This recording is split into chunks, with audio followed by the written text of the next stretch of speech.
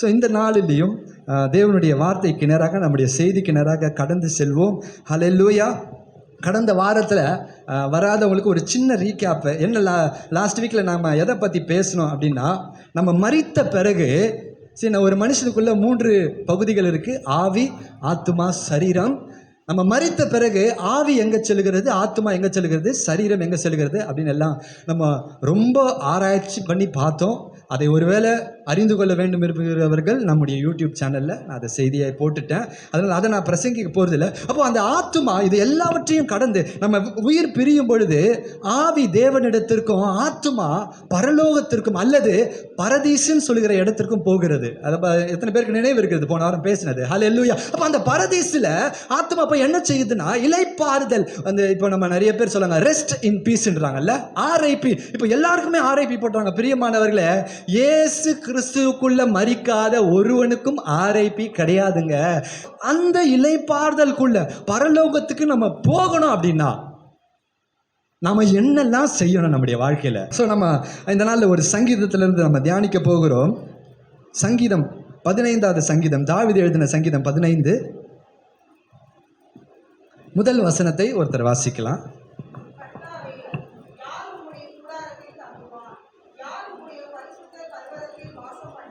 ஆமென்.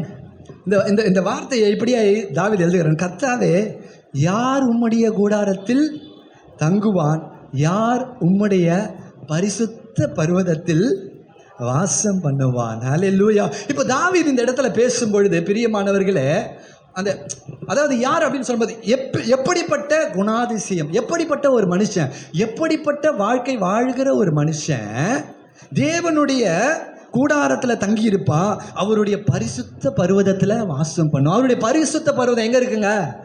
ஆண்டவர் சீயோனை குறித்து பேசும் பொழுது அநேக இடத்துல இங்கே இருக்கிற சீயோனை இல்லை, பரலோகத்தில். ஹல்லேலூயா.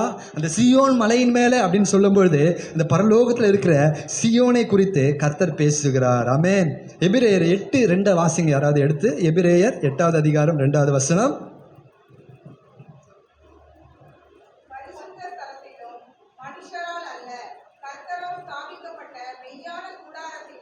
ஹல்லேலூயா.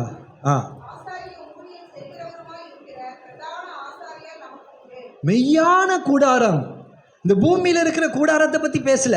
நீங்கள் அதுக்கு கீழே ஒரு சில வசனங்கள் நம்ம கழிச்சு பார்த்தோம் அப்படின்னு 8வது வசனம் நினைக்கிறேன். நம்முடைய ஆராதனை பரலோகத்தில் செய்யப்படுகிற ஆராதனைக்கு ஒப்பனையாக இருக்கிறது. ஹல்லேலூயா. அப்போ பாருங்க, மோசேக்கு கர்த்தர் ஒரு சில மாதிரியை காண்பிச்சுட்டு மலையில், அந்த எபிரேயர் அதே அதிகாரத்தின் 8வது வசனத்தில் போட்டிருக்கோம், மலையில் உனக்கு காண்பிக்கப்பட்ட மாதிரியின்படியே செய்ய மோசே நீ கவனமாயிரு. அப்போ அந்த ஆராதனை முறைமைகள் நம்ம பார்க்குறோம் இல்லையா?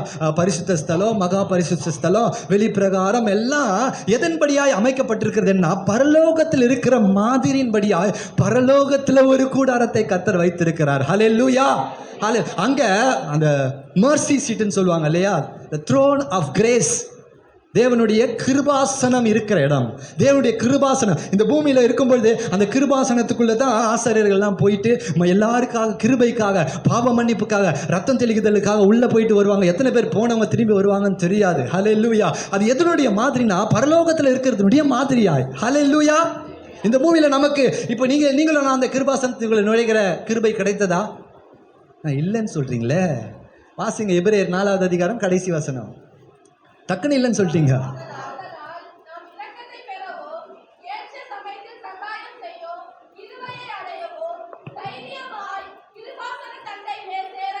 ஆண்டவர் தேவாலய திரைச்சிலைய 2ஆ கிழித்து உயர்ந்தவன் தாழ்ந்தவன், சிறியவன் பெரியவன், வலியவன் நிறத்தவன் யாராக இருந்தாலும் எல்லாரும் என்னுடைய பரிசுத்த ஸ்தலத்துக்குள்ள வர முடியும் என்கிற அந்த அதிகாரத்தை அந்த வசனம் சொல்லுகிறது.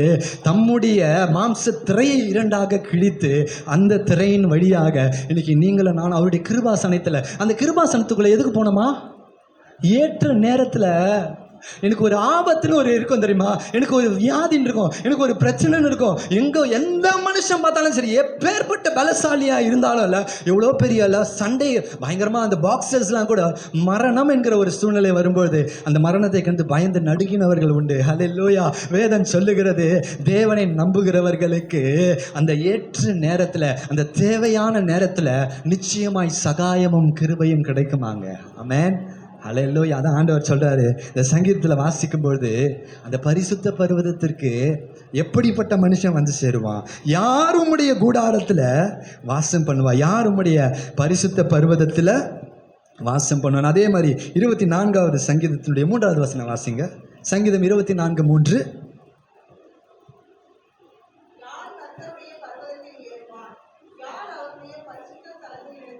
ஆமென். இதை ரெண்டுத்தையும் நான் ஏன் சொல்கிறேன் அப்படின்னா பாருங்க, இன்னைக்கு நம்ம ஃபுல்லாக பிரசங்கம் இதில் நம்ம பார்க்க முடியாது, நமக்கு அவ்வளவு நேரம் கிடையாது. ஆகையினால இதெல்லாம் ஒரு பாயிண்டர் மாதிரி எடுத்துக்குங்க. நீங்களே ஒரு குறிப்பு மாதிரி, ஒரு செக்லிஸ்ட் மாதிரி வச்சுக்கிட்டல, பாயிண்ட் நம்பர் 1 இது என் வாழ்க்கையில் இருக்கா? ஆண்டவர் சொல்ல யார் தெரியுமா? இதன்படி வாழுகிறவன், இதன்படி செய்கிறவன் அப்படின்ட்டு. முதலாவது வாசிக்கலாம் 15 2வது வசனத்தை. 15வது அதிகாரம் 2வது வசனம்.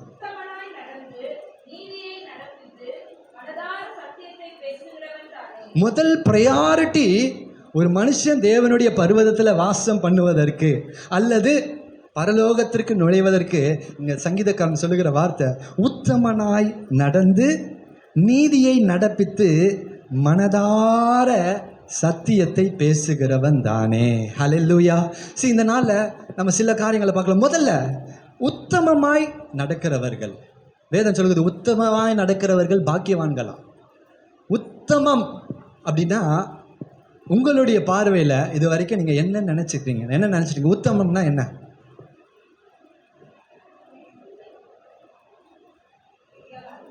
அப்போ நான் அடுத்தது நீதியை நடப்பித்து அப்படின்னு ஒரு வார்த்தை இருக்கு. அப்போ உத்தமம்னா என்ன? உண்மையாக, பாவம் செய்யாமல், சரி, அப்படி பொதுவான சில காரியங்கள் சொல்ல நம்ம பார்க்கலாம். அதில் ஆங்கிலத்தில் பார்க்கும் பொழுது எப்படி இருக்குன்னா, சரியான who walks uprightly, நேர்மையாய், இன்டெகிரிட்டி அப்படின்னு வாங்க தெரியுமா? அவன் வந்து ரொம்ப நேர்மையான மனுஷன், அவன் உத்தமன். இன்டெகிரிட்டின்னு வாங்க, நேர்மையா. இன்னொரு வார்த்தையில் அப்ரைட்லி அப்படின்னு சொல்லலாம், இல்லை பிளேம்லெஸ்லி. இன்னைக்கு தெரிஞ்சுக்க, உத்தமமாய் நடக்கிறது அப்படின்னா என்னன்னா, நான் குற்றம் சாட்டப்படாதவனாய் காணப்பட வேண்டும். வேற எதுவும் இல்லை உத்தமமாய் நடக்கிறது. ஸோ இந்த 15 ஒரு கையை வச்சுக்கிட்டு, பேதுரு 1 பேதுரு 2வது அதிகாரம். என்ன உத்தமமாய் நடக்கணும், யாருக்கு முன்னாடி உத்தமமாக நடக்கணும் அப்படின்னு சொல்லி பார்க்கலாம். 1 பேதுரு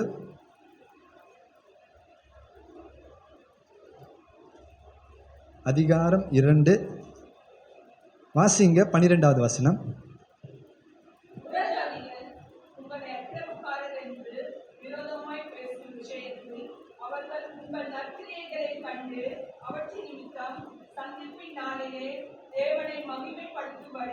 நீங்கள் அவர்களுக்குள்ளே நல்நடக்கையுள்ளவர்களாய் நடந்து கொள்ளுங்கள் என்று உங்களுக்கு புத்தி சொல்லுகிறேன். ஆமென். ஹல்லேலூயா. புற ஜாதிகள் நம்மளை எந்தெந்த விஷயத்துலலாம் நம்மளை குறை உள்ளவர்களாக பார்த்தாங்க தெரியுமா?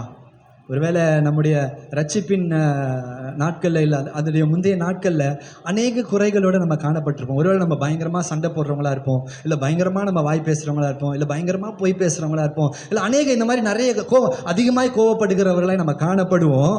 ஆனால் பிரியமானவர்களே, அவங்க எல்லாம் பாருங்கள், இப்போது தேவன் அவங்கள நம்மளை சுற்றி நியமித்து வச்சிருக்கிறாரு. சந்திப்பின் நாளில் அவங்க நம்மளை பார்த்து சாட்சி சொல்லணும், உண்மையாகவே இந்த மனுஷனுடைய வாழ்க்கையை நான் பார்த்தேன், நான் இவனுடைய பக்கத்து வீட்டில் நான் இருந்தேன், அவனுடைய வாழ்க்கை உண்மையாய் மாறி இருக்கிறது என்று சொல்லி. ஹல்லேலூயா.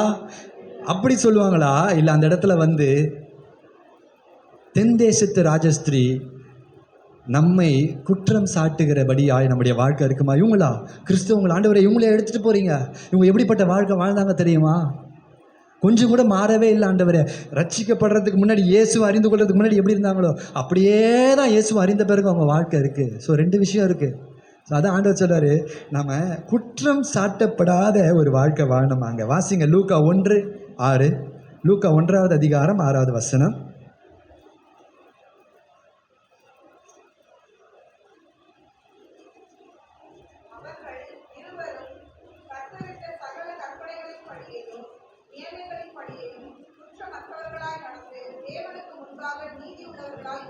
ஆமென்.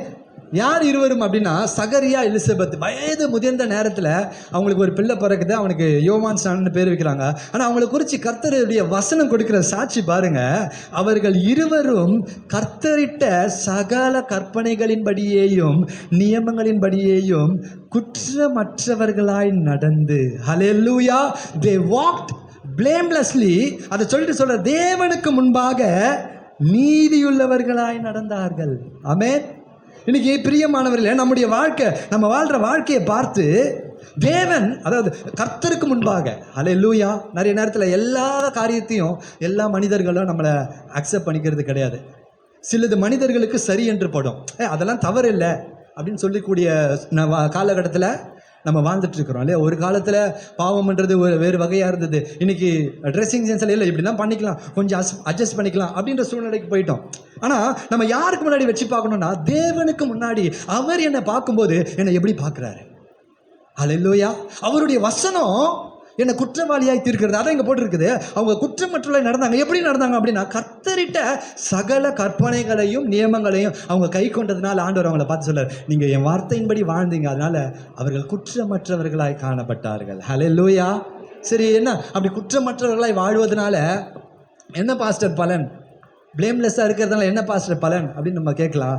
அந்த சகரியா எலிசபெத்தை தேவன் தேடி வந்து உயர்த்துகிறார். ஹல்லேலூயா. தானியேல் குற்றமற்றவனாய் வாழ்ந்தான். அந்த தானியேலை கர்த்தர் எல்லா பிரதானிகளுக்கும் மேலாக அதிபதியாக கர்த்தர் உயர்த்துகிறார். ஹல்லேலூயா. அது மாத்திரம் இல்லை, அப்படி ஒரு வாழ்க்கை வாழ்ந்தாதான் அந்த வார்த்தை சொன்ன, யார் உம்முடைய பரிசுத்த பர்வதத்தில் வாசம் பண்ணுமா? முதல்ல குற்றமற்றவனாய், யாரா குற்றம் சாட்டப்படாதவனாய் வாழுகிறவன். ஹல்லேலூயா. பாருங்க, யோசேப்புடைய வாழ்க்கையை நம்ம எடுத்துக்கிட்டோம் அப்படின்னா ஏதோ ஒரு இடத்துக்கு அடிமையாய் கொண்டு போகப்பட்டுட்டான். இப்போ யோசேப்பை கண்காணிக்கிறதுக்கு அவனுடைய பெற்றோர்கள் இல்லை. நல்ல பிள்ளைகள் கூட கவனிங்களேன், பிள்ளைகள்லாம் கவனிங்க. யோசேப்புடைய கதை உங்களுக்குலாம் நல்லா தெரியும் இல்லையா. யோசேப்பை வந்து ஒரு இடத்துல அடிமையாக கொண்டு போயிட்டாங்க. எந்த வீட்டில் அடிமையாக இருக்கிறாரு? சும்மா வாய் மாத்திரம் எல்லாரும் மாதிரியும் ஆசிக்கிறீங்க. போத்திபார் வீட்டில் அவர் அடிமையாக கொண்டு போகப்பட்டா. இப்போ யோசேப்பை கண்காணிக்கிறதுக்கு யாருமே கிடையாது. ஆக்சுவலாக இன்ஃபேக்ட் ஒரு கட்டத்தில் போத்திபாரே அந்த வீட்டினுடைய முழு அதிகாரத்தையும் யோசேப்பு கையில் கொடுத்துட்டாரு. போத்திபாருக்கு அடுத்த எஜமான் யாரு? எல்லா அதிகாரமும் அவனுக்கு வந்துருச்சு. அவர் என்ன வேணா செய்யலாம், இல்லைங்க, என்ன வேணா செய்யலாம் அந்த இடத்துல. ஆனால் பாருங்க, நமக்கு அந்த சம்பவம் நல்லா தெரியும்.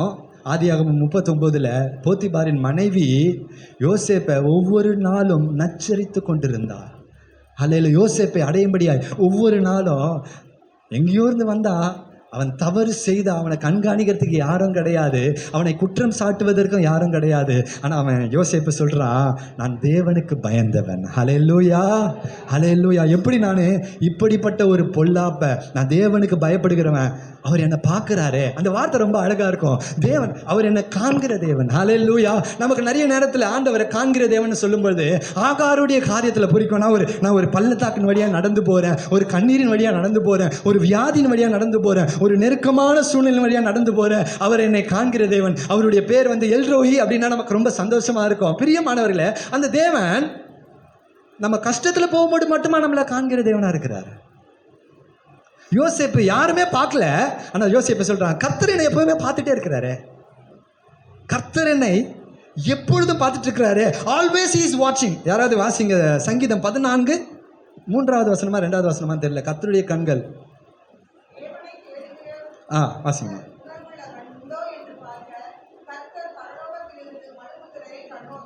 எத்தனாவது வசனம்? 14:2. தேவனை தேடுகிற உணர்வுள்ளவன் உண்டோ? ஆண்டவருடைய பாருங்க, நம்ம தேவனுடைய கண்கள் இன்னைக்கும் இந்த பூமியில யாரு கர்த்தருக்கு பிரியமா வாழ விரும்புறா, யாரு கர்த்தருடைய வழிகளை நடக்க விரும்புறா. இன்னைக்கு இதே மாதிரி வாலிப பிள்ளைங்க இங்க உட்காந்துட்டு இருக்கிறான், இந்த தம்பி உட்காந்துட்டு இருக்கிறான். எல்லாருடைய வாழ்க்கையில நீங்க உயர்வு ஆசைப்படுறீங்க. வேதத்துல சில கேரக்டர், சிலர் பாத்தீங்கன்னா பேர் ஏதோ நம்ம ஆளு சாலமோன்னே பேர் வச்சிருக்கிறாரு. சிலர் அந்த மாதிரி நான் மேல வரணும், ஏன் நம்ம அந்த பேர்லாம் வைக்கிறோம், சாலமோன், ஜோசப் அப்படின்னு சொல்லி. கர்த்தர் அது போல ஆசீர்வதிக்கணும், சாமுவேல் அவனை போல ஒரு தீர்க்கதரிசியாய் மாறணும் அப்படின்னு சொல்லி தான் விசுவாசிச்சு பேர் வைக்கிறோம். பிரியமானவர்களே, பேர் வைக்கிறதுனால அவன் சாமுவேலை போல மாற போகிறது இல்ல, பேர் வைக்கிறதுனால அவன் சாலமோன் போல மாற போகிறது இல்ல. வேதம் சொல்லுகிற தேவனை தேடுகிற உணர்வுள்ளவன் உண்டோ? ஹல்லேலூயா, ஹல்லேலூயா. இஸ்ரவேல்ல ஒரு ராஜா, சவுலுன்னு ஒரு ராஜா இருக்கிறான். தாவீதுக்கு எந்த அபிஷேகமும் இல்ல, எந்த அழைப்பும் கிடையாது. ஆனா வனாந்திரத்துல அவன் அலைந்து திரிந்து கொண்டிருக்கிறான், தேவனை துதித்து கொண்டு. அவனுடைய இருதயத்தில் ஒரு எண்ணம் இருக்கு, கர்த்தர் என்னை காண்கிற தேவன். ஹல்லேலூயா, ஹல்லேலூயா. ஆக்சுவலா இன்னைக்கும் தேவன் அதை செய்யறாரு. அந்த தாவீதா, அந்த யோசேப்பா, அந்த சாலமோனா நீங்க இருப்பீங்களா? இன்னும் நம்ம மாறல. நல்ல நான் பிராங்க்லின்னு பேர் வச்சு கிறிஸ்தவ குடும்பத்தில் பிறந்ததுனால, சிஎஸ்ஐ குடும்பத்தில் பிறந்ததுனால நான் இயேசுவினுடைய பிள்ளையா மாறல. நான் என் வாழ்க்கையை ஒப்பு கொடுத்த பிறகு அதே மாதிரி தான் கிறிஸ்தவ பெயர் வைத்திருக்கிறதுனால நம்ம கர்த்தருக்கு ஏற்றவர்கள், அவருக்கு பிரியமானவர்களெல்லாம் மாறிவிட முடியாது. அவர் தேடும் பொழுது அவருடைய கண்களில் நம்ம எப்படிப்பட்ட வாழ்க்கை வாழ்ந்துட்டு இருக்கிறோம். அவர் என்னை பார்க்குறாரு, அவர் ஒவ்வொரு நிமிஷமும் என்னை பார்த்துட்டு இருக்கிறாரு, நான் என்ன செஞ்சுட்டு இருக்கிறேன். சும்மா ஒரு உதாரணமாக எடுத்துக்கிட்டோம் அப்படின்னா இல்லையா? இப்போ என்னுடைய மகளை எடுத்துக்கிட்டேன்னா, சில நாள் திடீர்னு ஒரு நாள் என்ன பண்ணாங்க, என்ன வீட்டிலேருந்து வெளியே அமிச்சிட்டு அப்போ நான் ஜெபம் பண்ண போகிறேன்ட்டு உண்மையாகவே ஒரு மணி நேரம் ஜெபம் உள்ள. நான் எப்படி ஜெபம் பண்ணுவேன்னா, அந்த ரூமில் லைட் ஆஃப் பண்ணிவிட்டு ஒரு வாரமாக போயிட்டு ஒரு 1 hour ஜெபம் பண்ணுறாங்க. பயங்கரமாக நோட்ஸ்லாம் எடுத்துகிட்டு வந்தாங்க. இது ஒரு நாள் தான் நடந்துச்சு. அவங்களுக்கு சில பொறுப்புகள்லாம் கொடுத்துருக்குறோம். இந்த கீபோர்டு ப்ராக்டிஸ் பண்ணோம், இந்த நேரத்தில் படிக்கணும். இப்போ அவங்க சொன்னால் தான் செய்கிறாங்க. சும்மா நான் கேட்குறேன், சொல்லாமல் அவங்க செய்கிறாங்க அப்படின்னா சில காரியங்களை அந்த நேரத்தில் ஒரு பெற்றோர்கள் நம்ம வரும்பொழுது அவங்கள பார்க்கும்போது நமக்கு எப்படி இருக்கும்ல, நான் சொல்லாமையே. நம்ம மனிதர்கள் நம்முடைய பிள்ளைகளை பார்க்கும்போது என் பிள்ளை எல்லாத்தையும் செஞ்சிட்ருக்குது, நான் சொல்லாமையே செய்யுது. ஏன்னா அதுக்கு அது நான் பார்த்தா செய்கிறது ஒரு பக்கம் இருக்கும், நான் பார்க்கலனாலும் நான் அதுக்கு சொன்ன அந்த கடமைகளை அதை செய்து கொண்டு இருக்கிறது. ஹல்லேலூயா. அதே மாதிரி எப்படி நம்ம ஒரு சாதாரண மனிதர்களை நம்முடைய பிள்ளைகளுக்கு நம்ம சொல்லுகிற சில காரியத்தை அவங்களா செய்யும் பொழுது நம்முடைய உள்ள சந்தோஷப்படுது. உடனே சந்தோஷப்பட்டு என்ன திரும்ப பண்ணுவோம், சும்மா இருக்க மாட்டோம். வாடா எங்கன்னா உன்னை நான் வெளியே கூப்பிட்டு போகிறேன், நான் உனக்கு ஏதாவது ஒரு கிஃப்ட்டு நான் வாங்கி தர்றேன். ஆண்டவர் நம்மளை எப்பவுமே பார்த்துட்ருக்கிறாரு. நீங்கள் எத்தனை பேர் அப்படி ஒன்றும் இல்லை, நீங்கள் எப்படிலாம் கடவுளை பிரியப்படுத்த முடியும்?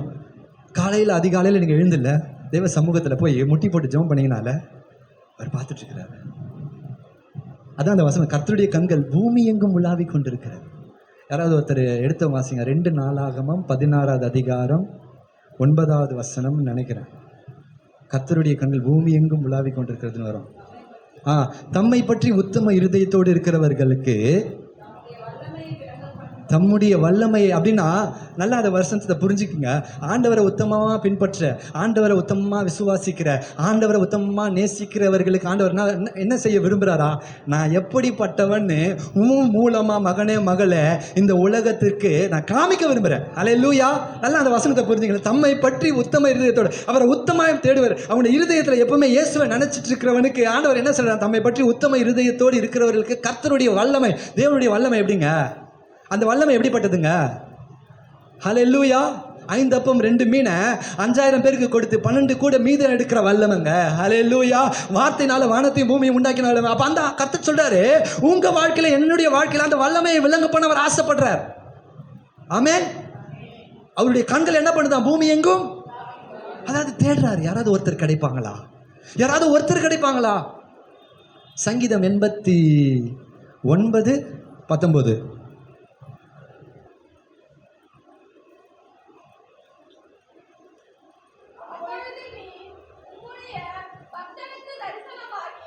இல்லையே, சங்கீதம் 89:19. அது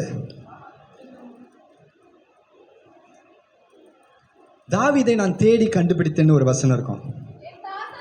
எத்தனாவது வசனம்? 20. என் தாசனாகிய ஆமென். ஏங்க தாவீது எங்கேயாவது காணா போயிட்டாரா?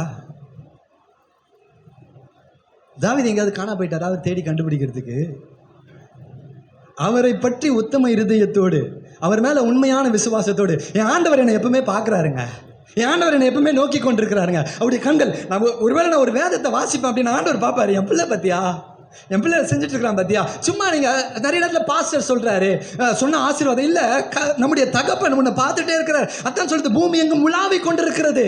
எதற்காக உலாவிடுறாருன்னா, ஒரு மனுஷன் கிடைப்பானா நான் அவனை உயர்த்துவதற்கு. அவனை கொண்டு தேவனை எல்லா காரியத்தையும் நேரம் அவரால் செய்ய முடியும். ஆனால் அவர் அப்படி செய்யறது இல்லை. ஒரு கொர்நேலிய வீட்டில் சுவிசேஷத்தை கொர்நேலியுக்கு சொல்லணும் அப்படின்னா கர்த்தரே சொல்லியிருக்கலாம். ஆனால் ஒரு பேதுருவை கொண்டு போறார் அந்த இடத்துல. ஹல்லேலூயா. ஏன்னா ஒரு மனுஷனை வச்சு, ஒரு ஊழியக்காரனை வச்சு, ஒரு விசுவாசியை வச்சு தம்முடைய வல்லமை நீங்க வேலை செய்கிற இடத்துல யாருங்க? இயேசு. இவன் கூட இயேசு இருக்கிறாரா? இயேசு இருக்கிறாரா? யோசேப்பை பார்த்தவன் பயப்படுவான். தானியேலை பார்த்தவன் இவனை எந்த காரியத்திலும் குற்றம் கண்டுபிடிக்க முடியாது, இவன் கூட ஒரு கடவுள் இருக்கிறார், இவன் கூட ஒரு கடவுள் இருக்கிறார் அப்படின்றத கர்த்தர் நம்ம வாழ்க்கையில விளங்க பண்ணுவதற்காக அவர் என்ன பண்ண, ஒரு மனுஷனை தேடிட்டு இருக்கிறாரு. அந்த ஒரு மனுஷனை தேடும்போது சொல்றாரு, என் தாசனாகிய தாவீதை, இன்னொரு இடத்துல போட்டிருக்கேன், என் தாசனாகிய தாவீதை நான் தேடி கண்டுபிடித்தேன். ஹல்லேலூயா. அவர் தேடும் பொழுது உங்களையும் என்னையும் கண்டுபிடிச்சிட்டு அவர் சும்மா சொல்லணும், என் தாசனாகிய ஜான்சனை நான் கண்டுபிடிச்சிட்டேன். ஹல்லேலூயா. நான் தேடி கண்டுபிடிச்சேன். என்ன தேடி கண்டுபிடிச்சேன்? நான் யார் என்னை உத்தமமாக தேடுவாங்கன்ட்டு நான் பூமியை அப்படியே தேடி பார்த்தேன். அந்த ஒரு மனுஷன், சும்மா உதாரணத்துக்கு சொல்கிறேன், ஒரு மனுஷன் என்னை உண்மையாய் தேடுகிறான், எல்லா சூழ்நிலையிலும் தேடுகிறான், வனாந்திரத்தில் தேடுறான், அவன் வாழ்க்கையில் எதுவுமே இல்லைன்னா கூட தேடுறான், அவன் ஏழ்மைக்கு போனாலும் தேடுறான், அவன் மரணத்துக்கு சமீபமாக போயிட்டான், மரண இருநில பள்ளத்தாக்கில் நடக்கிறான், ஆனாலும் தேடுறான், அவன் வாழ்க்கையில் ஆசீர்வாதம் இருந்தாலும் தேடுறான், ஆசீர்வாதம் இல்லைனாலும் தேடுறான், எல்லா சூழ்நிலையும் அவன் தேடுறான். உன்னை நான் ஆசீர்வதிக்காம வேறு நான் யாரை ஆசீர்வதிப்பேன்? ஹல்லேலூயா. கரங்களை தட்டி ஆண்டவருக்கு மகிமை செலுத்துவோமா? எப்படிப்பட்ட தேவன் தெரியுமா? ஹல்லேலூயா. நம்மளை ஒவ்வொருத்தரையும் உயர்த்தும்படிக்காக வேற எதுக்கும் இல்லை. நம்மள சில நேரத்தில் நம்ம யோசிக்கிறேன்னா, ஆண்டவரே என் வாழ்க்கையில பிரச்சனை மேல பிரச்சனை, என்னை போட்டு அடிச்சுட்டே இருக்கீங்க, என்னால முடியல. இல்லைங்க, அது அவருடைய ஆசையே கிடையாதுங்க. அவருடைய ஆசை நம்மை அவரை போல மாற்ற வேண்டும் என்று சொல்லி, அவருக்கு நிகராக மாற்ற வேண்டும் சொல்லி அவருடைய ஸ்தானத்துல வச்சு. ஹல்லேலூயா. மோசேய எல்லாருக்கும் ஆண்டவனாய் கர்த்தர் நியமித்தார். அவர் தான் நமக்கு ஆண்டவர். ஆனா வேதம் சொல்லுகிறது எல்லாருக்கும் ஆண்டவன். தானியேலை எல்லாருக்கும் பிரதானி, he is a master. எல்லாத்துக்கும் மேலே திரும்ப வைக்கிறான். எல்லாரும் அவனை கூப்பிட்றவங்கலாம் வந்து முழங்கால் படிட்டு, கடவுளுக்கு முழங்கால் படிக்கிற மாதிரி அவன் முன்னாடி வந்து அவனுடைய சகோதரர்கள் கூட தாழ விழுந்தாங்க. ஹல்லேலூயா. இது எப்போ நடக்கும் தெரியுமா? அவரை உத்தமமாய் தேடுகிறவர், உத்தம இருதயங்க, இன்டெகிரிட்டி, மேன் ஆஃப் இன்டெகிரிட்டி, கபடற்ற இருதயம், சுத்த இருதயம். ஹார்ட்டில் அந்த என்ன சொல்கிறது, உள்ள ஒன்று வச்சு வெளியே ஒன்று பேசக்கூடாது. அது கிறிஸ்தவர்களுக்கு, நான் சொன்னேன், கிறிஸ்தவர்களுக்கு அவமானம் அது. ஏன்னா உள்ள ஒன்று வச்சு வெளியே ஒன்று பேசணும். நம்ம யார் நம்ம ஏமாத்துறோம்? உள்ள இருக்கிற பரிசுத்தாவியான ஏமாத்துறோம். பரிசுத்தாவியான உள்ள கபடி. ஏன் இந்த கள்ளத்தனம் செய்கிற? உள்ளொன்று வைத்து புறமொன்று ஏன் பேசுகிற? பரவாயில்ல, நேரடியா உள்ளதை உள்ளபடி பேசு. பரவாயில்ல, கோபமே வந்தால் கூட அப்படியே பேசு. உள்ளொன்று வைத்து புறமொன்று பேசாத. அது உத்தமம் அல்ல, அது இன்டெகிரிட்டி கிடையாது. ஹல்லேலூயா. ஹல்லேலூயா. அது இன்டெகிரிட்டி கிடையாது. நான் சும்மா யோசிச்சுட்டு இருந்தேன், யார் ஒரு உதாரணத்துக்கு, ஹிரீஷ் இங்க வாப்பா. இல்லை, இந்த கர்த்தருடைய கண்கள் பூமி எங்கும் உலாவி கொண்டிருக்கிறது அப்படின்னு சொல்லி, நான் ஹிரீஷ் கவனிக்கவே மாட்டீங்க, விளையாடிக்கிட்டே தான் இருக்கிறீங்க, வாங்க. இப்போது சும்மா ஒரு ஒப்பனைக்காக நான் செய்கிறேன். இதுதான் ஹிரீஷ், சரியா? அப்படின்னு இல்லை. இப்போ கையில் வந்து இதான் லேப்டாப் இல்லை மொபைல் வச்சுக்கோ. இப்போ ஹிரீஷ், இப்போ யாருமே இல்லைப்பா, நம்ம நிறைய நேரத்தில் செய்கிறது யாருமே இல்லை. இப்போ மொபைலில் வந்து ரீல்ஸ் வருது, இல்லை என்னமோ வருது, அவர் பார்த்துட்டே இருக்கிறார். நல்லா இமேஜின் பண்ணிப்பேங்க. இந்த வசனத்துடைய அர்த்தம் என்னன்னா, கர்த்தருடைய கண்கள் என்ன பண்ணுது? இப்போது ஹிரீஷ் இருக்கிறாரு, ஹிரீஷுடைய தகப்பனார் இப்போ இல்லை, சும்மா நான் பாஸ்டர். இப்போ ஹிரீஷ் என்னெல்லாம் பார்ப்பார்? அப்படியே மொபைல் பார்ப்பார். அப்படி ஒரு பக்கம் சைடில் கண் எப்படி இருக்கும், ஒரு பக்கம் அப்பா பின்னாடியே இருக்காரு,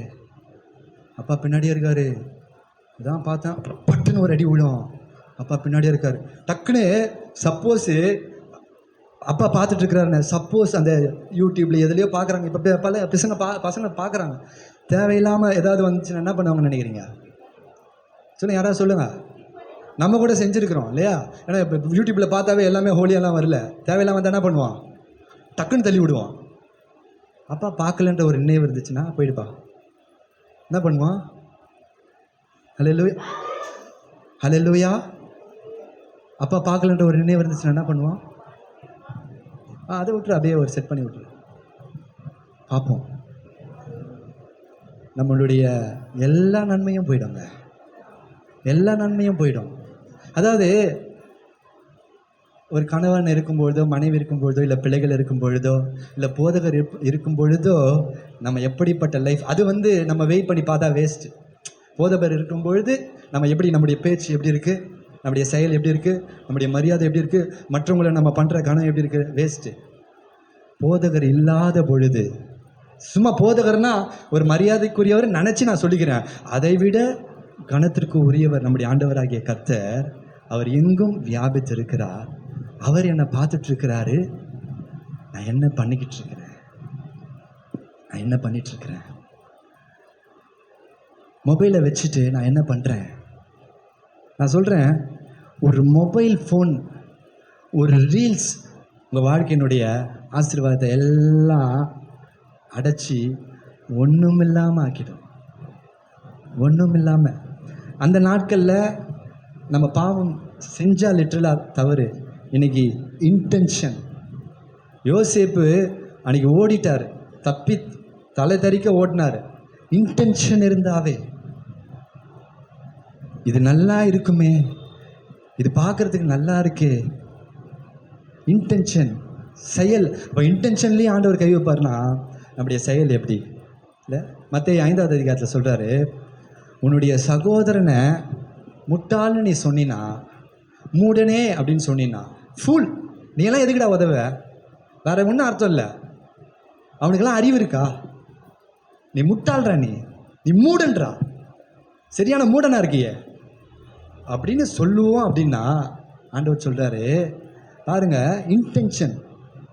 நீ யோசிப்ப அப்படின்னா நீ எரி நரகத்துக்கு ஏதுவாயிருப்ப. அப்போ நம்ம ஆண்டவருடைய வழியை விட்டுட்டு நரகத்துக்கு போகிறதுக்கு ஒன்றும் பெருசாக பண்ண வேண்டாம். நம்ம சகோதரனை முட்டாள்னு சொன்னாவே அந்த வார்த்தை சொல்லுது. சகோதரன் சகோதரியை, ஸ்திரீயை இச்சையோடு பார்க்கிறவன் அவளோடு விபச்சாரம் செய்தாயிற்று. It is equivalent to act.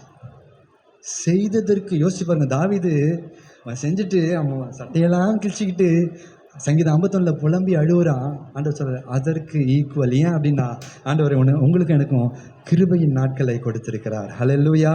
வாசிங்க தானியேல் 6வது அதிகாரம் 4வது வசனம். தானியேல் 6:4.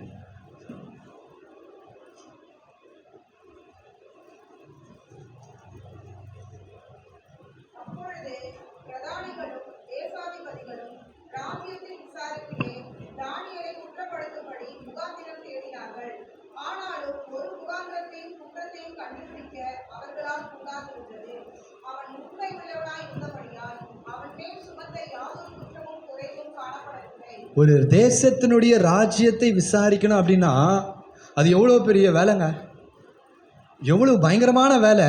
ஆனால் வேதம் சொல்லுகிறது, பிரதானிகளும் தேசாதிபதிகளும், அதாவது இந்த எப்படி சொல்கிறது, அந்த பூத கண்ணாடியை வச்சு தேடுறாங்க. அவன் வாழ்க்கையில் ஏதாவது ஒரு, அவன் செய்கிற வேலையில், அவனுடைய நடக்கையில் ஏதாவது ஒரு குற்றம் கண்டுபிடிக்கலாம். ஒன்றும் இல்லை, இதை பாருங்க, நல்லா புரிஞ்சுக்குங்க. உங்களை நான் குற்றம் சொல்வதாக எடுத்துக்கொள்ள வேண்டாம். நான் குற்றம் சொல்லலை. ஏன்னா வேதம் சொல்லுகிறது, நீங்கள் வெளிப்படுத்தின விசேஷம் 12வது அதிகாரம் வாசிக்கும் பொழுது, இரவும் பகலும் நம்மை குற்றப்படுத்துகிறவன் சொல்லி யாரை குறித்து போட்டிருக்கு? பிசாசு. கரெக்டாக. இரவும் பகலும் குற்றப்படுத்துகிறான்னா என்ன குற்றப்படுத்துகிறான்? ஒரு உதாரணத்துக்கு சொல்கிறேன். யோபு ஆண்டவர் ப்ரொடெக்ட் பண்ணி வச்சிருக்கிறாரு. ஆண்டவர் கேட்குற, என் தாசனாகிய யோபின் மேலே நீ கண் வைத்தாயான்னு கேட்கும்போது அவன் போய் என்ன சொல்கிறான்? நீர் அவனை வேலி வைத்து அடைத்திருக்கிறீர், அதனால் அவன் இப்படி இருக்கிறான். அந்த உம்முடைய வேலியெல்லாம் நீங்கள் எடுத்து போடுங்க, அவன் உம்மை தூஷிப்பானோ என்று பாரும். என்ன ஆப்பர்ச்சுனிட்டி அவனுக்கு கிடைக்கும் யோபுவை குற்றம் சொல்வதற்கு? ஆனால் பிசாசால யோபுவை குற்றம் சொல்ல முடிஞ்சுதா?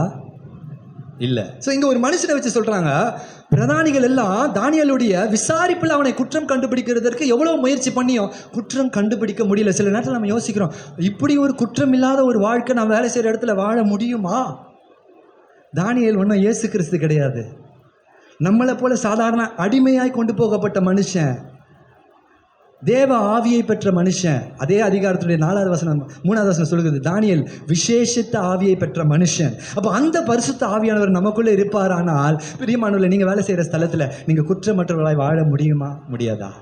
சரி, வேண்டாம், உங்களை நீங்களே நிதானிச்சு பாருங்களேன். வேலை செய்கிற ஸ்தலத்தில், உங்கள் வீட்டில் உங்களை நீங்கள் குற்றம் சொல்கிற மாதிரி உங்கள் லைஃப் இருக்கா? வேலை செய்கிற ஸ்தலத்தில் நீங்கள் போய், இல்லை நாம இவங்க எப்படி வேலை செய்வான், இவங்க எப்படிப்பட்ட ஆள் அப்படின்னா இன்னைக்கு எப்படிப்பட்ட சர்டிஃபிகேட் நமக்கு கிடைக்கும்? இங்கே வேதம் சொல்லுகிறது, அவனிடத்துல யாதொரு குற்றமும் குறைவும் காணப்படவில்லை. ஏன் அப்படின்னா அவன் உண்மையுள்ளவனாக இருந்தபடினால. ஆங்கிலத்தில் போட்டிருக்கோம், அவன் உத்தமன். he was blameless, spotless. ஒன்றுமே கண்டுபிடிக்க முடியல. அதை தாண்டி ஒரு வார்த்தை சொல்கிறாங்க பாருங்களேன். அப்பொழுது அந்த மனுஷர், நாம் இந்த தானியேலை அவனுடைய தேவனை பற்றிய விஷயத்திலே குற்றப்படுத்தினாலே ஒழிய வேற ஒன்றிலையும் குற்றம் பிடிக்க முடியாது. ஹல்லேலூயா, ஹல்லேலூயா. இந்த வசனத்தை நான் யோசிச்சு பார்க்கும்போது நிறைய நேரத்தில் நம்ம சில இடங்களில் நம்ம வேலை செய்கிறோம், அநேக இடங்களில் போகிறோம். நம்ம ஹைடிங் கிறிஸ்டியன் அப்படின்னு ஒன்று சொல்லுவாங்கல்ல, மறைந்திருக்கிற கிறிஸ்தவர்கள் அப்படின்னு சொல்லுவாங்க. இந்த வசனத்தை வாசிக்கும் போது எனக்கு ஆச்சரியமாக இருந்தது.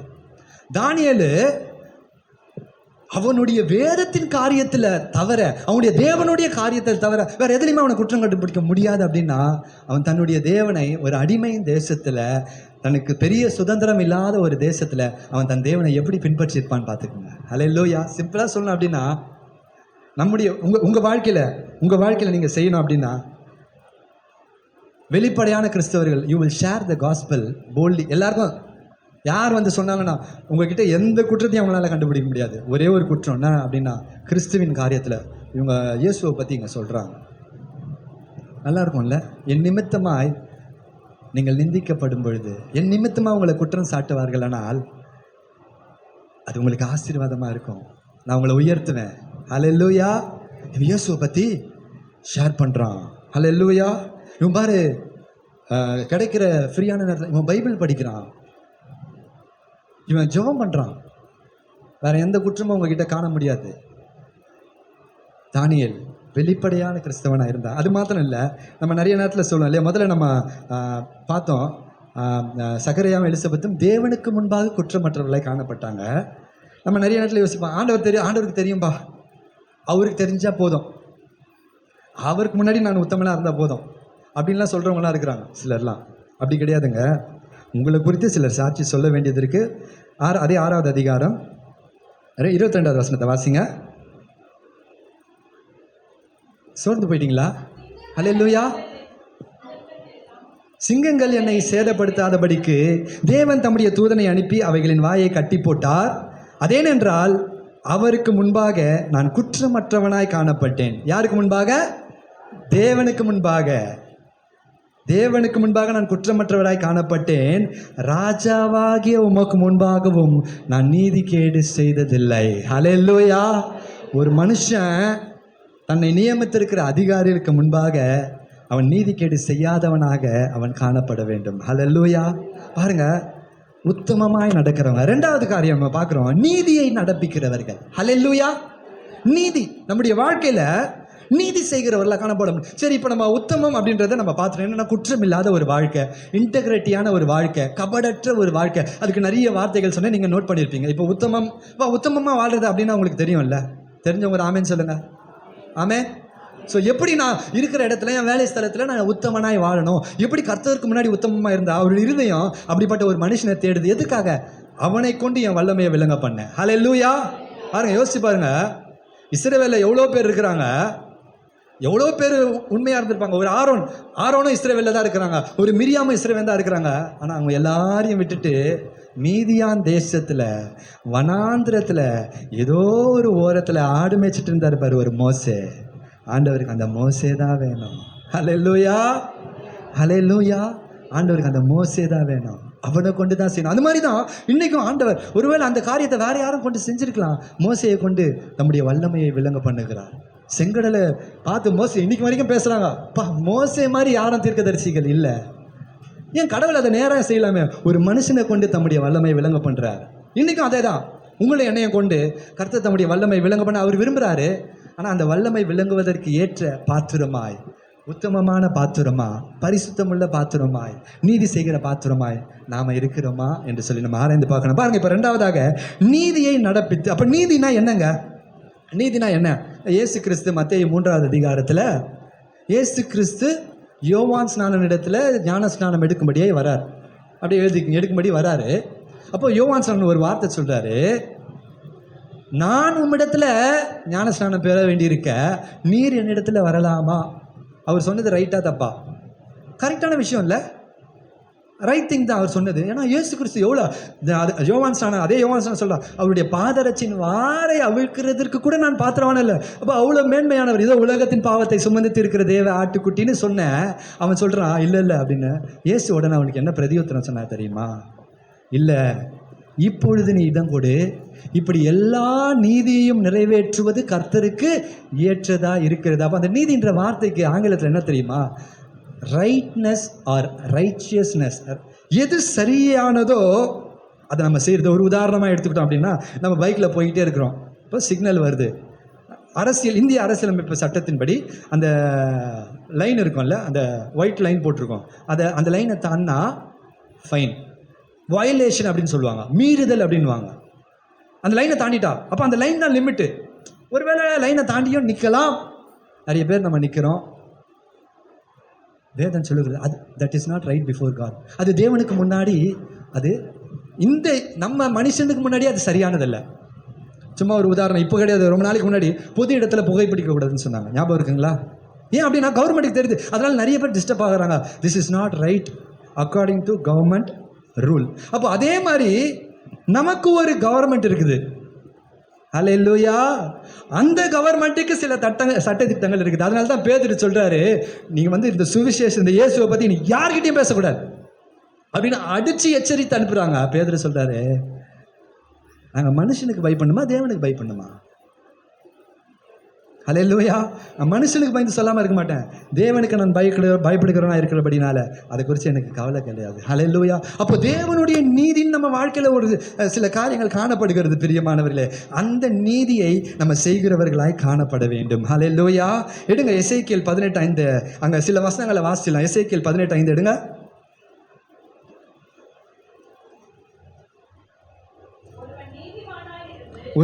வாசிங்க. ஓகே, பாருங்க, ஒருவன் நீதிமானா இருந்து நியாயத்தையும் நீதியையும் செய்து, அப்படியே நான் அப்படி கீழே வந்துட்டீங்கன்னா 9வது வசனம், என் கட்டளையின்படி நடந்து என் நியமங்களை கை கொண்டு உண்மையா இருப்பானாகில் அவனே நீதிமான். ஹல்லேலூயா. அப்படின்னா இன்னொரு வார்த்தையில் சொல்லனா, நீதிமான் அப்படின்றவன் அவன் நீதியை நடப்பிப்பான். அவன் வாழ்க்கையில் கர்த்தருடைய பார்வையில் எது சரியோ, தேவனுடைய பார்வையில் எது சரியோ அதை தான் செய்வான். மனுஷனுடைய பார்வையில் சிலது சரியா இருக்கலாம், அப்படி கிடையாது. தேவனுடைய ஆண்டவர் எது சரின்னு சொல்றாரு, ஆண்டவர் அதை அக்னாலேஜ் பண்ணோம், அதை செய்வான். அதுதான் நீதி. அதை எப்படி, எதை வச்சு நம்ம அதை கண்டுபிடிக்கணும்? வேதத்தில் இருக்கிற வசனத்தை வச்சு. அது ரைட்டா தப்பா? வேதத்தில் இருக்கிற வசனத்தை. வேகமாக சில வசனங்களை, மலைகளின் மேல் சாப்பிடாமலும், அது ரொம்ப சிம்பிள். என்னென்னா ஆங்கிலத்தில் போட்டிருக்கோம், மவுண்டன் ஷெரைன்ஸ்னா மலைகள் மேலே நம்ம மொட்டையை போகிறதுல புரியல. இஸ்ரவேல் ஜனங்க என்ன பண்ணுறாங்கன்னா, மலைகள் மேலே போயிட்டு அந்நிய தெய்வங்களுக்கு பலியிட்டு அந்த பலியிட்டதை அவங்க சாப்பிட்றாங்க. அப்போ நீதி எது? இது ஆண்டவருடைய பார்வையில் அது சரி அல்ல, தவறு. அதான் சொல்கிறாரு, மலைகளின் மேலே நீங்கள் என்ன பண்ணுறீங்க? சாப்பிடாமலும். ஒரு உதாரணத்துக்கு எடுத்துக்கிட்டோம் அப்படின்னா, 1 கொரிந்தியரில் 10வது அதிகாரத்தில் இருக்கோம், விக்கிரகங்களுக்கு பலியிட்டதை நம்ம சாப்பிடலாமா கூடாதா அப்படின்ட்டு. அந்த 10வது அதிகாரத்தில் ஒரு வசனம் இருக்கும், நீங்கள் அதை சாப்பிடும்பொழுது தேவனுக்கு இல்லை பேய்களுக்கு பலியிட்டதை சாப்பிட்றீங்க. அப்போ நீங்கள் பேய்களோடு எப்படி, இன்னைக்கு திருவிருந்து தானே வந்திருக்கிறோம், இந்த திருவிருந்த கர்த்தருடைய பலியை, அந்த அப்பத்தையும் ரசத்தையும் புசிக்கும் பொழுது நம்ம என்ன சொல்கிறோன்னா, நான் தேவனோட சரீரத்தோடு என்னை ஐக்கியப்படுத்தி கொள்கிறேன். ஹல்லேலூயா. நீங்கள்லாம் பார்க்குறத பார்த்தா அந்த வசனம் போயிட்டு வந்துடலான்னு தோணுது. சரி, நான் ஐக்கியப்படுத்திக் கொள்கிறேன். அப்போ பவுல் எழுதுறாரு 1 கொரிந்தியர் 10:20, அஞ்ஞானிகள் பலியிடுகிறவைகளை தேவனுக்கு அல்ல பேய்களுக்கே பலியிடுகிறார்கள் என்று சொல்லுகிறேன். நீங்கள் பேய்களோடு ஐக்கியமா இருக்க எனக்கு. ஹல்லேலூயா, ஹல்லேலூயா. தேவனுடைய பந்தியில் இருக்கிறவன் எதனால அதை அவன் செய்யறான், புசிக்கிறான் அப்படின்னா, தேவனோட ஐக்கியமா இருக்கிறேன்னு சொல்லி. நம்ம எல்லாம் ஒரே சரீரம் ஒரே அப்பம், கரெக்டுங்களா? இப்போ நீங்களே கேள்வி கேட்டு நீங்களே பதில் சொல்லிக்கிறீங்க. ஏன்னா இப்போ பார்த்தா ஆயுத பூஜை வருது, அப்புறம் என்ன தீபாவளி வருது, நிறைய பேருக்கு நிறைய நாளாக அதெல்லாம் ஒன்றும் இல்லை, என் மனசு சுத்தமாக இருக்குது, ஸ்தோத்திரம். ஒரு வசனத்தை பிடிச்சிக்குவோம், ஸ்தோத்திரத்தோடு நம்ம சாப்பிட்டா எதை வேணால் சாப்பிட்லாம். நாங்கள் அதே பவுல் எழுதுறாரு, அஞ்ஞானிகள் பலியிடுகிறவர்களை தேவனுக்கு அல்ல பேய்களுக்கே பலியிடுகிறார்கள் என்று சொல்லுகிறேன். அப்போ நீங்கள் பேய்களோடு ஐக்கியமாக இருக்க எனக்கு மனதில்லை அப்படின்னா என்ன சொல்கிறாரு? தயவு செய்து அதை சாப்பிடாத. அதை சாப்பிட்டா என்ன பண்ணுறோம்? நான் சொல்லப்ப பைபிளில் வசனம் போட்டிருக்கு. அதான் இங்கே சொல்கிறாரு, அதை செய்யுங்க. நீதி, அது தேவ பார்வையில் அது நீதிங்க, அது நீதி. சும்மா அவங்க சொல்கிறதுக்காக சில நேரத்தில் இல்லை ஆஃபீஸில் வேலை செய்வோம், திருப்பதிக்கு போயிட்டு வருவாங்க, பிரசாதம் கொண்டு வந்து கொடுப்பாங்க. நான் ஒன்றும் அதை வந்து பிரசாதமாக எடுத்து சாப்பிடல. அதை நீங்கள் எடுத்து சாப்பிட்டீங்க அப்படின்னா நீங்கள் இன்டைரக்டாக அக்னாலேஜ் பண்ணுறீங்க, எனக்கும் அந்த பிசாசுக்கும் ஐக்கியம் இருக்குது. ஹல்லேலூயா, ஹல்லேலூயா. நான் 2 முறை நான் திருப்பதி போயிட்டு வந்தவன். சும்மா பசங்களோட ஜாலி ட்ரிப்புக்காக போயிட்டு வந்தேன். நான் ஏற்கனவே சாட்சி சொல்லியிருக்கிறேன். ஒரு முறை கிறிஸ்டோஃபர் பாஸ்டருக்கு அதை குறித்து ஒன்றுமே தெரியாது. ஆரம்ப நாட்களில் பைபிள் காலேஜ் படிக்கும்போது நானும் ஃபியோனாவும் அவருடைய ஆஃபீஸ்க்கு நாங்கள் ஜெபிக்க போகிறோம். அவர் ஜெபிச்சுட்டு அப்போ சொல்ல மறு டைம் போகும்போது, ஃப்ராங்க்லின் தெரியல, இந்த லாஸ்ட் டைம் நான் அவனுக்கு ஜெபம் பண்ணும்போது அந்த திருப்பதியில் இருக்கிற அந்த பிசாசுடைய பேரை சொல்லி அப்படி நடந்து போகிறத பார்த்தேன். நான் என்னன்னு எனக்கு புரியலப்பா அப்படின்னாரு. அப்போவும் எனக்கு நினைவுக்கு வரல. நாட்கள் அளவில் ஆவிக்குரிய காரியங்களை புரிந்து கொள்ளும் பொழுது, ஓ நம்ம 2 முறை போனோமே. சும்மா நான் ஆர்கிடெக்சரில் பார்க்க போகிறேங்க, நானும் சும்மா தான் போனேன். அது எப்படி என்கிட்ட வந்துச்சுன்னு எனக்கே தெரியாது. அது சொல்கிறாரு, நான் ஜெபம் பண்ணும்போது அது அப்படியே வெளியே போகுது. கர்த்தருடைய கிருபை என்ன அப்படின்னா, எப்படி வந்துச்சு அப்படியே சைலண்ட்டாக வந்து அந்த திருடன் சைலண்ட்டாகவே போயிட்டான். அப்போ யோசிச்சு பாருங்க, விக்கிரகங்களுக்கு நம்ம ஆராதனை செய்யும் பொழுது நமக்குள்ள எத்தனை வகையான விக்கிரகங்கள்லாம் என்ன தெரியுமா? பேய் போய் குடியிருக்கிற இடம். பிசாசுக்கு ஒரு இடம் வேணும், பிசாசுக்கு ஒரு மனுஷன் வேணும், பிசாசுக்கு ஒரு உருவம் வேணும். பிசாசு ஏன்னா அவன் ஆவி இருக்கிறதுக்கு ஒரு இடம் வேணும். அது நீங்கள் நம்மளாக இருந்தால் வந்து உள்ளே இருப்பான், இடம் கொடுத்தா. விக்கிரகங்களை வீட்டில் வச்சா வந்து உள்ளே இருப்பான். அதுக்கு அடுத்த வசனம் பாருங்க, வாசிக்கிறேன். மலைகள் மேல் சாப்பிடாமலும் இஸ்ரவேல் வம்சத்தாரின் நரகரான விக்கிரகங்களுக்கு நேராக தன் கண்களை ஏறெடுக்காமலும், வீட்டில் விக்கிரகத்தை வச்சு அதை நோக்கி நீங்கள் உங்கள் கண்களை ஏறெடுக்கும் பொழுது அந்த விக்கிரகத்தினுடைய ஆவி உங்களுக்குள்ள கிரியை செய்யும். அந்த விக்கிரகத்தின் நிமித்தமாக உங்கள் வீட்டில் எந்த ஆசீர்வாதமும், அநேக ஆசீர்வாதங்கள் தடைபட்டிருக்கும். பிரியமானவர்களே, இது தேவனுடைய நீதி. நான் சொல்ல தேவனுடைய நீதி. இவன் யாக்கோபு பெத்தேலுக்கு போக சொல்லி கர்த்தர் பேசும்பொழுது, ஏன்னா நிறைய நான் பேசுகிறேன், வேறு வழி இல்லை. யாக்கோபு பெத்தேலுக்கு போகும்போது கர்த்தர் சொல்கிறாரு, அது வரைக்கும் யாக்கோபுக்கே தெரில, அவ்வளவு சுரூபங்களையும் சிலைகளையும் யாக்கோபுடைய சந்ததியார் திருடி வச்சிட்ருக்கிறாங்க. அப்போ யாக்கோபு அங்கே ஒரு வசனம் இருக்கும், ஆதியாகமம் 35 நினைக்கிறேன். அதை கர்வாலி மரத்தின் கீழே போட்டு அவன் புதைப்பான். கர்வாலி மரத்தின் கீழே அந்த சிலைகளை, அந்த பொன் உருப்படிகளை கர்வாலி மரத்தின் கீழே போட்டு அதை புதைப்பான், அதை உடைச்சி போடுவான், அதை நிர்மூலம் பண்ணுவான். ஹல்லேலூயா.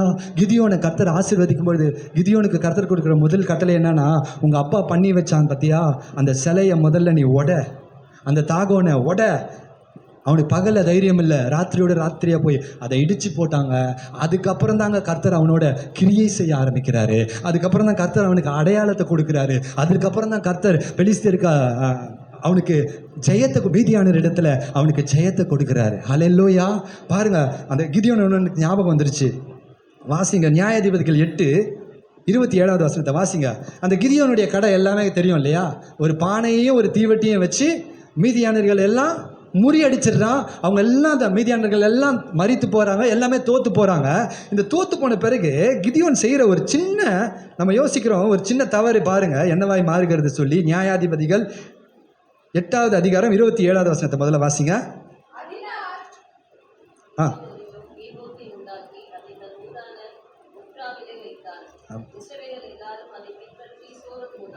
பாருங்க, என்ன அழகா இருக்குல்ல? என்ன செய்கிறான் பாருங்க. அவன் ஆக்சுவலாக அவனுடைய இன்டென்ஷன் எவ்வளோ நல்லா இருக்கும். 22, அப்பொழுது இஸ்ரவேல் மனுஷர் கிதியோனை நோக்கி, நீர் எங்களை மீதியானர் கைக்கு நீங்களாக்கி விட்டபடினால் நீரும் உம்முடைய குமாரனும் எங்களை ஆள கடவீர்கள் அப்படின்னு சொன்ன உடனே கிதியோன் பாருங்க என்ன அழகா ஒரு பதில் சொல்றான். கர்த்தருக்கு மகிமையை செலுத்துகிறான். அதற்கு கிதியோன், நான் உங்களை ஆள மாட்டேன், என் குமாரனும் உங்களை ஆள மாட்டான், கர்த்தரே உங்களை ஆளுவார். ஹல்லேலூயா. அப்போ அவனுடைய எண்ணம் நோக்கம்லாம் கர்த்தரை மையப்படுத்தி தான் இருக்குது. நான் ஆள மாட்டேன், மனுஷன் வேண்டாம், கர்த்தர் தான் நமக்கு ராஜாவாக இருப்பாருன்ட்டு நானும் ஆள மாட்டேன், என் குமாரனும் ஆள மாட்டான், கர்த்தரே உங்களை ஆளுவாருன்னு சொன்ன அதே கிதியோன் கீழே வாசி பார்த்தீங்கன்னா, நீங்கள் உங்கள் கையில் இருக்கிற பொன் கடுக்கன்களையும் பொன் ஆரங்களையும் எல்லாத்தையும் நீங்கள் கொடுங்க, அதை வச்சு நான் ஒன்று செய்ய போறேன்னு சொல்லி ஒரு ஏபோத்தை செய்து அதை ஓப்ராவில் இருக்கிற தன்னுடைய ஊரில் ஒன்றை எதற்காக வச்சான் தெரியுமா? ஒரு நினைவு சின்னம். கர்த்தர் எங்களுக்கு ஜெயத்தை கொடுத்தாரு பாரு, இதை பார்க்கும்போதெல்லாம் கர்த்தர் எங்களுக்கு வெற்றி கொடுத்தான்னு உங்களுக்கு தெரியும்னு சொல்லி நல்ல இன்டென்ஷனில் செஞ்சான். ஆனால் வேதம் என்ன சொல்லுகிறது? அதைய ஜனங்க என்ன பண்ண ஆரம்பிச்சிட்டாங்க? வணங்க ஆரம்பிச்சிட்டாங்க. நம்ம ஆளுங்களுக்கு என்ன தெரியுமா? நம்ம இஸ்ரவேல் ஜனங்களுக்கு பிரச்சனை என்ன தெரியுமா? அவங்களால கர்த்தர் ஆவியானவர்னா ஒத்துக்கவே முடியாது. அவங்களுக்கு வணங்கறதுக்கு ஒன்று வேணும். பயங்கரமான வாத இஸ்ரவேல் ஜனங்களுக்கு நடுவில் ஒன்று கர்த்தர் மோசே மூலமாக சொல்கிறாரு, இந்த வாதையில் நீங்கள் தப்பிக்கணும் அப்படின்னா ஒரு வெண்கல சுரூபத்தை செஞ்சு வெயி, அந்த பாம்பு அவங்கள கடிக்க வரும்போது அந்த சுரூபத்தை பார்க்குறவன் பிழைப்பான். இப்போ என்ன பண்ணுறாங்க தெரியுமா? அந்த வெண்கல சுரூபத்தை கடவுளாக மாற்றிட்டாங்க. ஏதாவது ஒன்று கிடைக்க கூடாது, அது நிமித்தமாக நிந்தைகள் தான் வருகிறது, பிரச்சனைகள் வருகிறது. ஹல்லேலூயா. இங்கே அதான் வசனம் ரொம்ப தெளிவாக இருக்குது. கர்த்தர் உங்களை நீதினா, அப்போ ஆண்டவருக்கு முன்னாடி நீதி செஞ்சாதாம்மா பரலோகத்துக்கு போக முடியும். ஒரு இந்த சின்ன விஷயம் தானே, இது ஆண்டவர் அட்ஜஸ்ட் பண்ணிக்க மாட்டாரா? அட்ஜஸ்ட் பண்ணிக்க மாட்டார். அவர் தம்முடைய மகிமையை வேற எதுக்கும் விட்டு கொடுக்க மாட்டார். தன்னுடைய வசனமே இருக்கு, தன்னுடைய மகிமையை விக்கிரகத்துக்கு விட்டு கொடுக்க மாட்டார். அவருடைய இடத்துல ஒரு விக்கிரகத்தை வச்சு இவர் தான் இயேசு கிடையவே கிடையாது. அதனால தான் அவர் சொல்லிட்டாரு யாத்திராகமம் 20வது அதிகாரத்தில், எனக்கு ஒப்பா ஒரு சுரூபமாக வேண்டாம், ஒரு படம் கூட வேண்டான்ட்டாரு. தெளிவாக சொல்லிட்டாரு. நீதி, தேவனுடைய நீதியை நடப்பித்து. ஹல்லேலூயா. அந்த நீதியை தான் நான் பேசிட்டு இருக்கிறேன். அதை தொடர்ந்து பார்த்தீங்கன்னா அதே இடத்துல அயலானுடைய மனைவியை தீட்டுப்படுத்தாமல், அதை நம்ம பார்த்தோம் இல்லையா? கண்களினால் உண்டாகிற இச்சையை நம்ம பார்க்குறோம். அதை தொடர்ந்து பாருங்கள். தன் அயலானுடைய மனைவியை தீட்டுப்படுத்தாமலும் தூர ஸ்திரியோடு சேராமல். இதெல்லாம் நீங்கள் ஆங்கிலத்தில் படித்து பாருங்கள், உங்களுக்கு புரியும். ஏன்னா இதை செய்யணும். ஒருவனையும் ஒடுக்காமலும் கொள்ளையிடாமலும் இருந்து. இது ஒவ்வொன்றும் ஒவ்வொரு டிக் மார்க். ஒருவனையும் வேணா யார் தருமா? சகோதரனை. உன் சகோதரனை ஒடுக்காத, உன் சகோதரன்கிட்ட திருடாத. எப்படி அங்கே என்ன பண்ணீங்கன்னா வட்டின்ற பேரில், பொலிசைன்ற பேரில், அதிக வட்டின்ற பேரில். ஆனால் வசனம் சொல்லுகிறது, உன்னிடத்துல கடன் கேட்குறோம்னு நீ கூட அவங்ககிட்ட வட்டி வாங்காத, உன் சகோதரன்கிட்ட வாங்காத. அந்நியனுக்கு, பழைய ஏற்பாட்டு காலத்தில் அந்நியனுக்கு நீ வாங்கு, உன் சகோதரனிடத்தில் வட்டி வாங்காத. அடைமானத்தை திரும்ப கொடுத்து தன் அப்பத்தை பசித்தவனுக்கு பங்கிட்டு வஸ்திரம் இல்லாதவனுக்கு வஸ்திரம் தரிப்பித்து. இன்னும் நிறைய இருக்குது. வட்டிக்கு கொடாமலும். இதெல்லாம் ஒரு மனுஷன் செய்கிறான் பாருங்க. இதில் ரொம்ப என்ன ஹைலைட் பண்ணது என்ன தெரியுமா? தன் அப்பத்தை இல்லாதவனுக்கு கொடுத்து வஸ்திரம் இல்லாதவனுக்கு வஸ்திரத்தை தந்து. இது எங்கேயோ வாசிச்ச மாதிரி இருக்கா? எங்கே வாசிச்சிருக்கீங்க? புதிய ஏற்பாட்டில் மத்தேயு 26வது அதிகாரத்தில் நீங்கள் வீட்டில் வாசிச்சு பாருங்க. 34 37 26 மத்தேயு 26 2 செம்மறி ஆடு வெள்ளாடு ரெண்டையும் தனித்தனியாக பிரித்து நிறுத்துறப்ப ஆண்டவர் சொல்கிறாரு, நான் பசியாக இருந்தேன், எனக்கு நீங்கள் ஆகார போஜனம் கொடுத்தீங்க.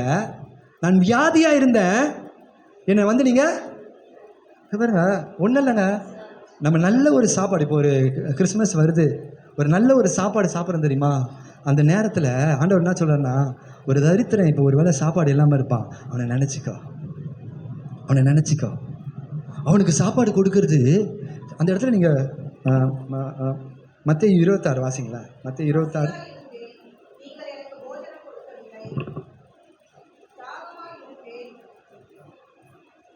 ஒரே ஒரு நிமிஷம்.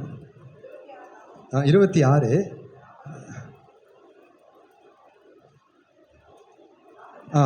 37 நான் வாசிக்கிறேன்.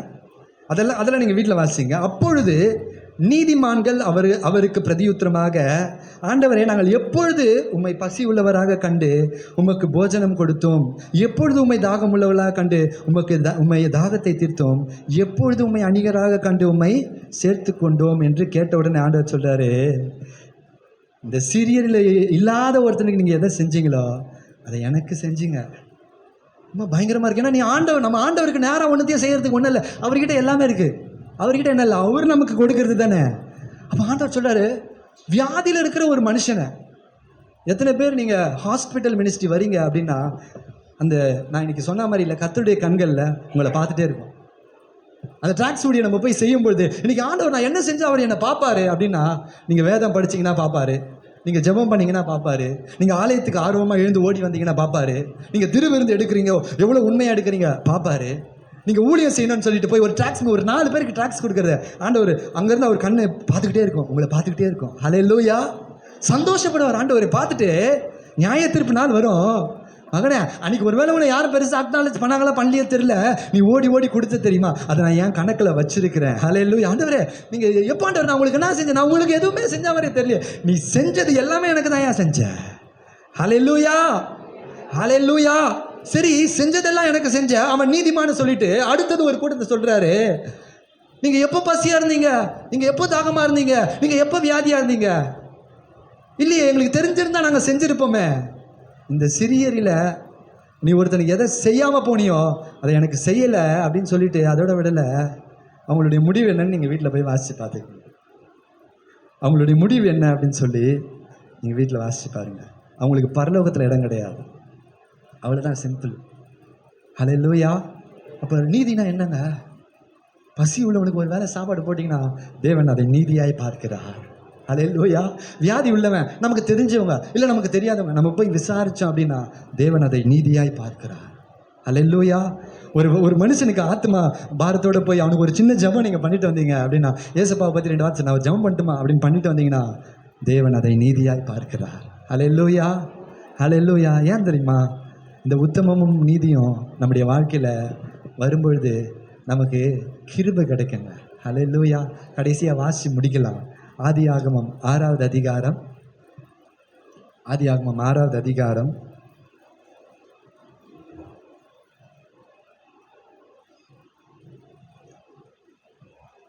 5வது 6வது வசனத்தை வாசிங்க. மனுஷனுடைய அக்கிரமம் பூமியிலே பெருகிறது என்றும் அவன் இருதயத்தின் நினைவுகளின் தோற்றமெல்லாம் நித்தமும் பொல்லாதவை என்றும் கர்த்தர் கண்டு தாம் பூமியிலே மனுஷனை உண்டாக்குவதற்காக கர்த்தர் மனஸ்தாபப்பட்டார். அது அவர் இருதயத்திற்கு விசனமாயிருந்தது. ஹல்லேலூயா. அடுத்தது அப்பொழுது கர்த்தர் இல்லை விசனமாக இருந்தது. ஓகே, 8வது வசனம். நோவாவுக்கோ கர்த்தருடைய கண்களில் கிருபை கிடைத்தது. ஹல்லேலூயா. ஏன்? நோவாவின் வம்ச வரலாறு. நோவா தன் காலத்தில் இருந்தவர்களுக்குள்ளே நீதிமானும் உத்தமனுமாய் இருந்தான். நோவா தேவனோடு சஞ்சரித்து கொண்டிருந்தான். ஹல்லேலூயா. எத்தனை பேர் இந்த காலை வேளையில சொல்லுங்க, ஆண்டவரே உங்கள் ஃபேவர், உங்கள் கிருபை இல்லைன்னா என் வாழ்க்கையில் ஒன்றுமே இல்லை ஆண்டவரே. உங்கள் கிருபை இல்லைன்னா நான் இன்றைக்கும் அடைஞ்சு போயிருப்பேன். உங்கள் கிருபை இல்லைன்னா என் குடும்பம் இன்னைக்கு இந்த இடத்துல உட்காந்துட்டு இருப்போமான்னு எங்களுக்கு தெரியல. எத்தனை விபத்துகளுங்க. கண்ணிமைக்கிற நேரத்தில் அன்றைக்கி மனிதனுடைய ஜீவன் அவனை விட்டு பறி போகிறது. தேவ கிருபை நமக்கு இருக்கிறபடினால. ஹல்லேலூயா. அங்கே நோவாவுக்கு சொல்கிறாரு, யாருக்கு ஆண்டவர் அந்த கிருபையை கொடுத்துருக்கிறாரா? அவன் நீதிமானும் அவன் உத்தமனுமாக இருந்தான். இன்றைக்கி 2 காரியம் பார்த்தோம். நம்ம நீதிமானும் உத்தமனுமாக இருக்கும் பொழுது நம்முடைய வாழ்க்கையில் அந்த அன்மெரிட்டட் ஃபேவர்னு சொல்லுவாங்க. யோசேப்புக்கு அந்த ஃபேவர் கிடச்சிது. ஹல்லேலூயா.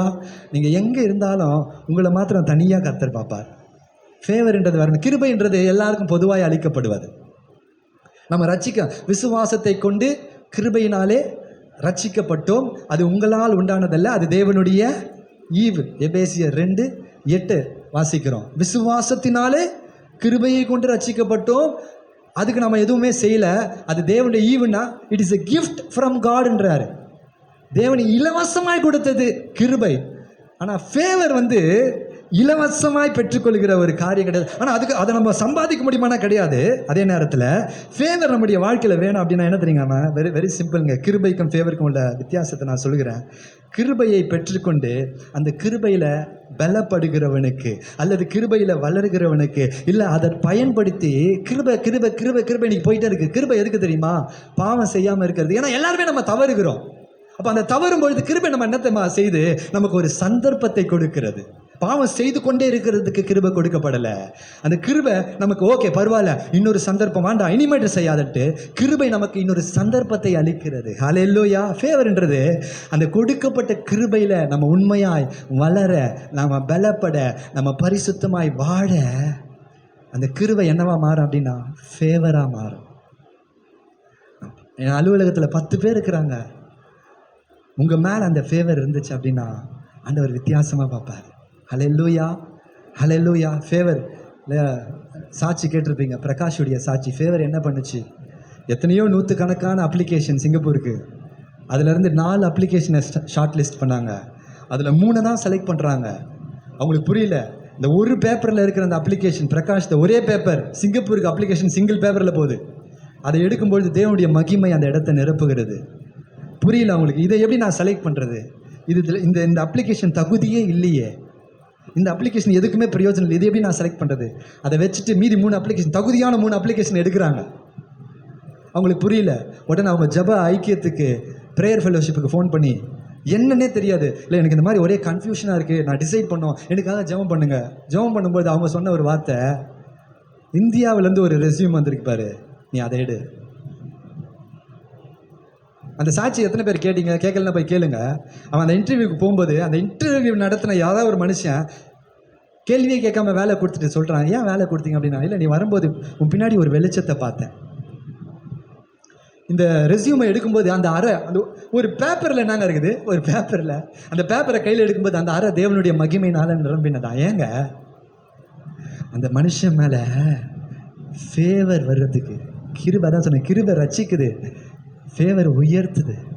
ஹல்லேலூயா. அந்த ஃபேவர் உங்கள் வாழ்க்கையில் இருக்கா? அந்த ஃபேவர் உங்கள் வாழ்க்கையில் வேணுமா? நீங்கள் உத்தமமாக நடங்க, நீதியை நடப்பீங்க, மனதார சத்தியத்தை பேசுங்க. யார்கிட்ட பேசினாலும் உள்ளத்திலிருந்து உண்மையை பேசுங்க, முகத்துக்கு நேராக உண்மையை பேசுங்க. அந்த ஃபேவர் உங்களுக்கு கிடைக்கும். ஹல்லேலூயா. என் லைஃப்பில் அந்த ஃபேவரை நான் 2006வது வருஷம் ரொம்ப கஷ்டப்பட்டு ஒரு வேலையில், ஏன்னா இன்னொருத்தரை சாட்சி சொல்லிகிட்டே இருக்கிறேன்ல, நான் என்னை குறித்து சொல்லாமல் எனக்கு கர்த்தர் செஞ்சதை, 2006ல் ஒரு வேலைக்காக நான் போகிறேன். அதுக்கு முன்னாடி ஒரு வேலையில் இருக்கிறேன், மூட்டை தூக்குறேன்னு, அந்த மார்க்கெட்டிங் வேலை. நல்லா இவ்வளோ பெரிய புக்கை சுமந்துக்கிட்டு போனோம், ரொம்ப கஷ்டமாக இருக்கும். பைக்கில் போகும்போது அழுதுகிட்டே போவேன், ஆண்டவரே ஏன் என் நிலைமை இப்படி ஆகிடுச்சே, இவ்வளோ கஷ்டப்படுறேன் நான் அப்படின்னு அழுதுகிட்டே போவேன். ஒரு நாள் இன்டர்வியூக்கு கூப்பிடுறாங்க, ஜெபம் பண்ணிகிட்டே போகிறேன், ஆண்டவரே ஷாப்பர் ஸ்டாப் பாம்பே கம்பெனியில் இதை எப்படியாவது எனக்கு ஒரு வேலை கொடுத்துருங்க ஏசப்பா, எப்படியாவது ஒரு வேலை கொடுத்துருங்க அப்படின்னு போய் இன்டர்வியூக்கு நான் உட்காந்துருக்கிறேன். என் பக்கத்தில் ஒரு பையன் உட்காந்துட்ருக்கிறான். புக் ஃபீல்டில் இருந்ததுனால அந்த புக் நாலேஜ்லாம் டெஸ்ட் பண்ணுறேன். இப்போ நீங்கள் ஸ்கூலுக்கு போகிறீங்க, எங்கேயாவது இன்டர்வியூக்கு போகிறீங்கன்னா பக்கத்தில் நீங்கள் சும்மா எதாவது பேசுனீங்கன்னா அவங்க நாலேஜை பார்த்து, இவங்களுக்கு பயங்கரமாக தெரியுது. என் பக்கத்தில் உட்காந்துக்கிறேன், அப்படியே ஃபிங்கர் டிப்பில் எல்லாம் வச்சுருக்கிறான் நாலேஜ். எனக்கு உண்மையிலேயே பயமாக இருந்துச்சு, நமக்கு வேலை கிடைக்க மாட்டாங்க. இன்டர்வியூக்காக உள்ளே போனேன், என் ரெஸ்யூமை கையில் கொடுத்தேன், பார்த்துட்டு அங்கே வந்து